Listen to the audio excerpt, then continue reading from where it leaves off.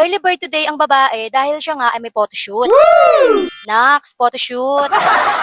Dahil medyo may pagkalayuan yung nabook naming photography studio, ang aga ko ang nag-prepare para mas maaga rin kami makapunta doon. Pero bago tayo dumako sa photography studio, pupunta na muna ako ng Pasay para magpaayos. Doon kasi nakatira yung makeup artist ko. Kung sino yung makeup artist ko noon sa mga sinasalihan kong pageants, siya pa rin naman yung makeup artist ko ngayon. Ang nag-iisa at walang katulad na si Making Gardaya. Nakarating na ako sa bahay niya, pero bago ako nakapasok sa loob, nakailang beses pa ako nag-doorbell. Halos naghintay ako sa labas ng unit niya ng 15 minutes. Ilang beses ko rin tinawagan, pero hindi sinasagot yung tawag ko. Abangan naman at nakatulog na naman pala. Sa mga taga-Romblon na dito nag-aaral at nagtatrabaho sa city, kung may mga event kayo sa workplace or school nyo, pwede nyo po siyang kontakin. Ang dami niya ng experience, like Viva Max, makeup artist ha, baka isipin nyo siya yung naguhubad-hubad doon.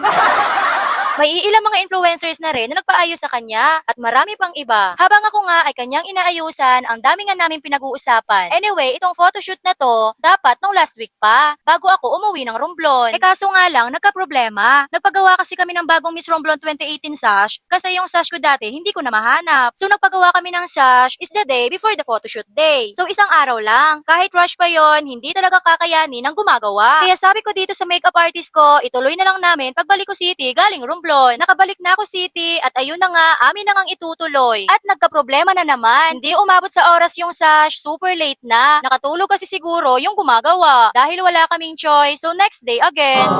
Hanggang sa umabot na ng 2 linggo, sabi ko sa kanya, tutuloy na talaga natin to sa Martes. So Tuesday morning, naka-ready na ako lahat-lahat. Ay naku po, at ang makeup artist ko naman ang hindi ko makontak. Oh no!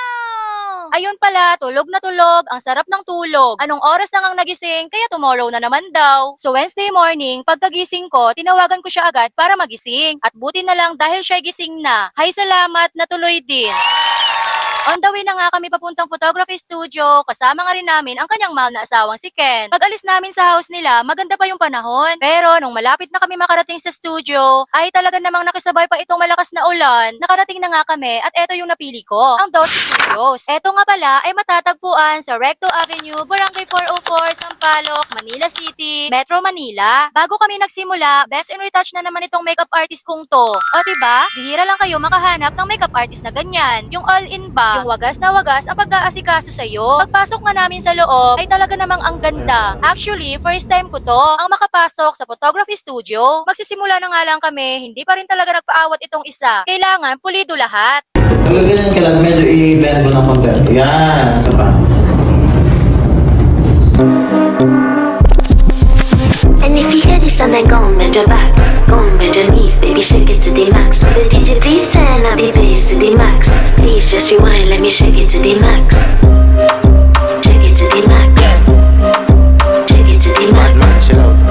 Shake it to the max. Bad man, she love. Please just rewind, let me shake She it to love. the max. Bad man, she love. Bad man, she love. Yeah. Bad man, she love. Bad man, she love. Bad man, she love. Yeah. Bad man, she love.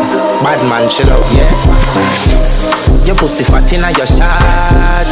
Oh, you dealing with the boss? Yeah. Make you come first, coulda never take a last. Yeah. Like a ball pump up your pussy fast. Skin out the Hindi nga namin natapos, dapat may isang red dress and purple gown pa. Hindi ginaya ng isang oras. Isang oras lang kasi ang kasama sa package. So yun lang, thank you for watching. Bye-bye! Mwah!